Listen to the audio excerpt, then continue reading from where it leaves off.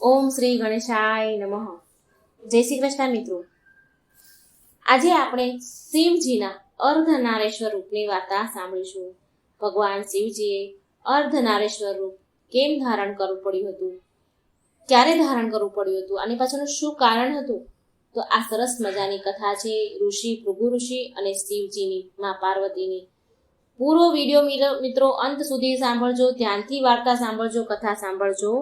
કથાઓ સાંભળવાથી મિત્રો પુણ્ય તો મળે જ છે અને આપણા મનની અશુદ્ધિઓ વિકાર દૂર થાય છે, મન શાંત થાય છે.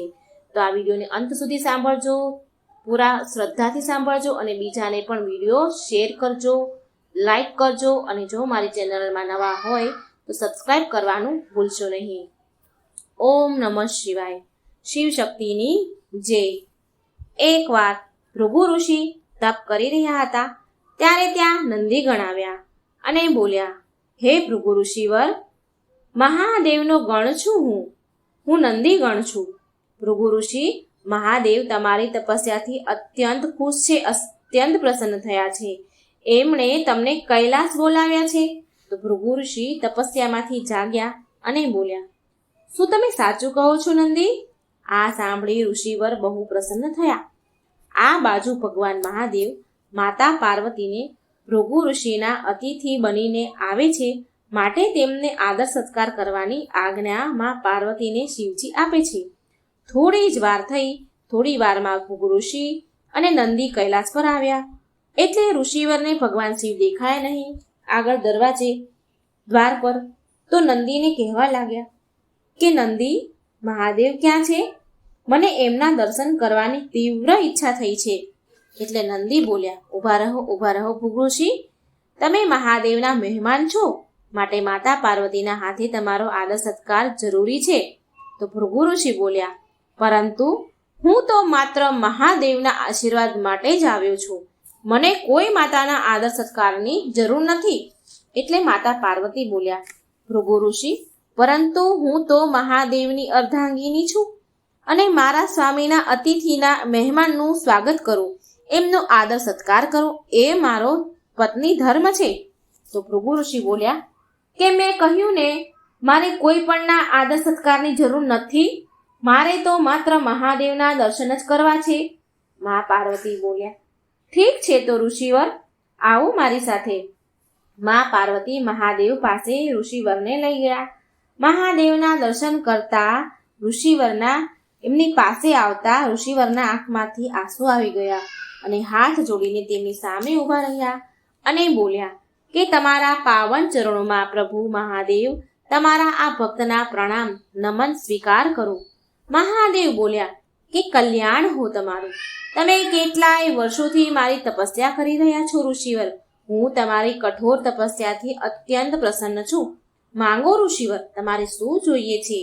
ભૃગુ ઋષિ બોલ્યા કે તમે સદાય માટે તમારો ગણ બનાવી લો મને પ્રભુ મહાદેવ, જેથી મને તમારી સેવા કરવાનું સૌભાગ્ય પ્રદાન થાય, સૌભાગ્ય મળી શકે.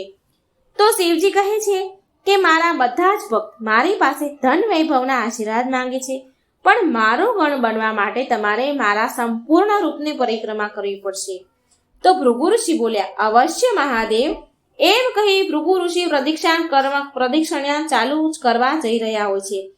ચાલુ કરવાની તૈયારી કરી રહ્યા હોય છે. તો શિવજી બોલ્યા, ઊભા રહો ઋષિવર, પહેલા મારી પાર્વતીને મારી બાજુમાં બેસી જવા દો, પછી તમે પ્રદક્ષિણા કરો. મા પાર્વતી ત્યારે થોડે દૂર ઊભા હતા. તો ભૃગુ ઋષિ બોલ્યા, પરંતુ મહાદેવ, હું તો તમારો ભક્ત છું અને માત્ર તમારો ભક્ત હોવાના લીધે હું માત્ર તમારી જ પરિક્રમા કરવા ઈચ્છું છું. મા પાર્વતી શિવજીની બાજુમાં આવીને ફરી તોય બેસી ગયા અને શિવજી ફરી કહે છે, ઠીક છે ઋષિવર, જો માત્ર તમારે મારી જ પરિક્રમા કરવી છે તો આનો માર્ગ તમારે જાતે શોધવો પડશે. મા પાર્વતી શિવજીની બાજુમાં બેઠા હતા, એટલે મા પાર્વતીની પરિક્રમા ન કરવી પડે એટલે ભૃગુ ઋષિએ એક સાપનું રૂપ ધારણ કર્યું અને માતા પાર્વતીનો અનાદર કરતા ઋષિવર ભગવાન શિવની પરિક્રમા કરવા લાગ્યા. પણ એમાં ઋષિવર વિફળ થયા, નિષ્ફળ રહે છે. એટલું બધું તેજ રોશની પ્રકાશ આવે છે એને રોકી દે છે, છતાંય તે વારંવાર પ્રયત્ન કરે છે. સાપના રૂપમાં ભૃગુ ઋષિ વારંવાર પરિક્રમા કરવાની કોશિશ કરે છે, પણ એક તેજ પ્રકાશ એમને રોકે છે. છતાંય એ અસમર્થ રહે છે, પરિક્રમા ન કરી શક્યા. અને એના કારણે પાછા ભૃગુ ઋષિ તેમના અસલ સ્વરૂપમાં પાછા આવી ગયા અને કહે છે કે મહાદેવ, આ પરિક્રમા કઈ પ્રકારે સંભવ છે? મહાદેવ, હું તમારી પરિક્રમા કરવામાં નિષ્ફળ કેમ રહું છું? તો મહાદેવ બોલ્યા કે એ એટલા માટે ઋષિવર કે તમે મારા પૂર્ણ સ્વરૂપની પરિક્રમા નથી કરી રહ્યા.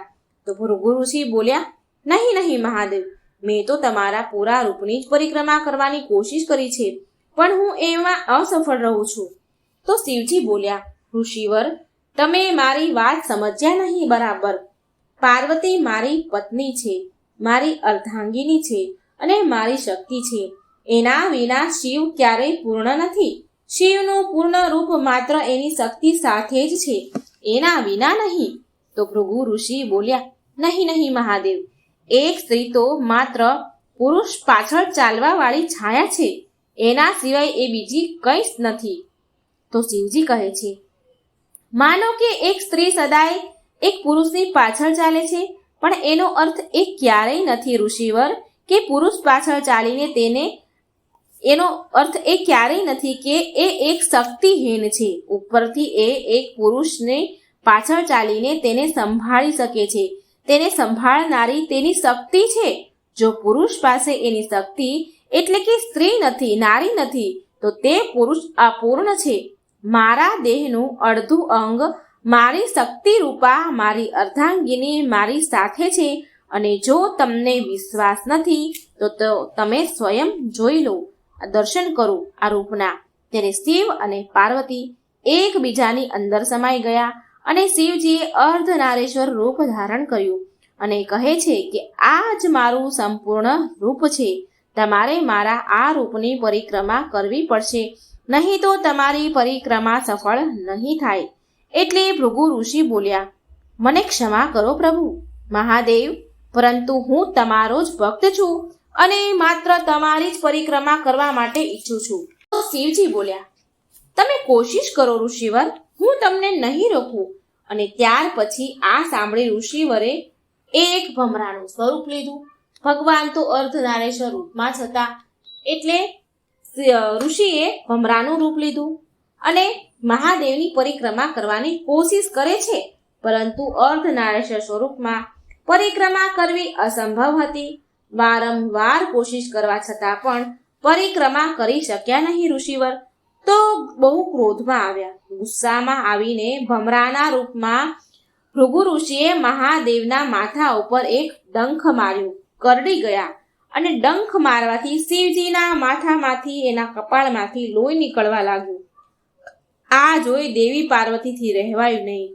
દેવી પાર્વતી આ જોઈને અત્યંત ક્રોધે ભરાયા અને એમના હાથોના વારથી ભમરાને નીચે પાડી દીધો. પછી માતા પાર્વતી અને મહાદેવ પોતપોતાના સ્વરૂપમાં આવી જાય છે અને મા પાર્વતી ક્રોધે ભરાઈને બોલ્યા, હે ઋષિવર, આટલો અહંકાર સારો નથી.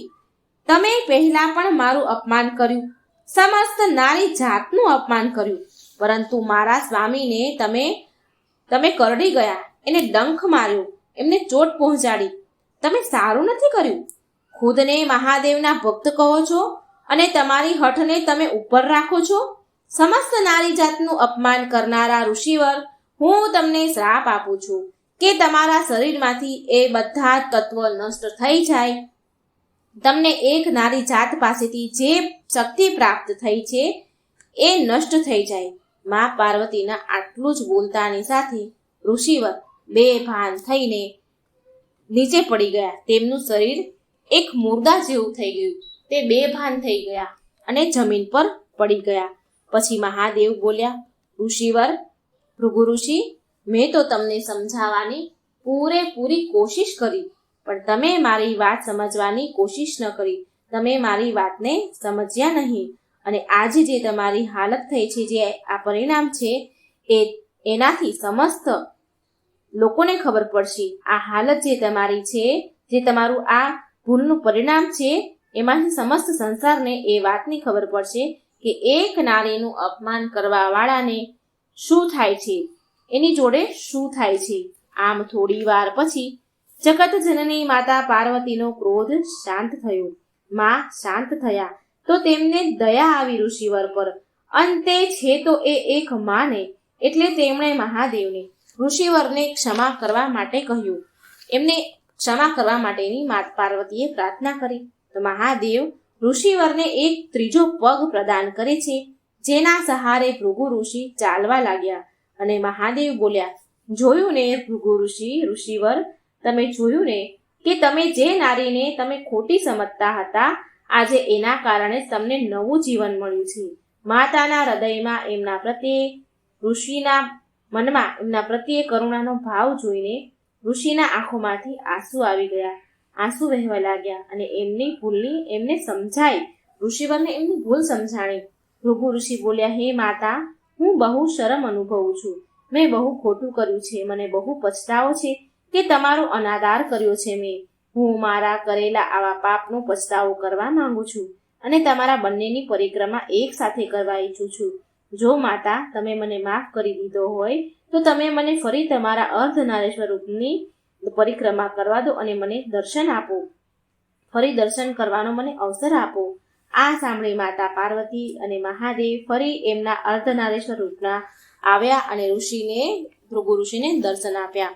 ત્યાર પછી ભૃગુ ઋષિએ બંનેના અર્ધનારેશ્વર રૂપની પરિક્રમા કરી અને પછી એ મુક્ત થઈ ગયા અને શિવજીના ગણ બની ગયા. ઓમ નમઃ શિવાય. શિવ શક્તિની જય. જય શ્રી કૃષ્ણ. રાધે રાધે. Thank you.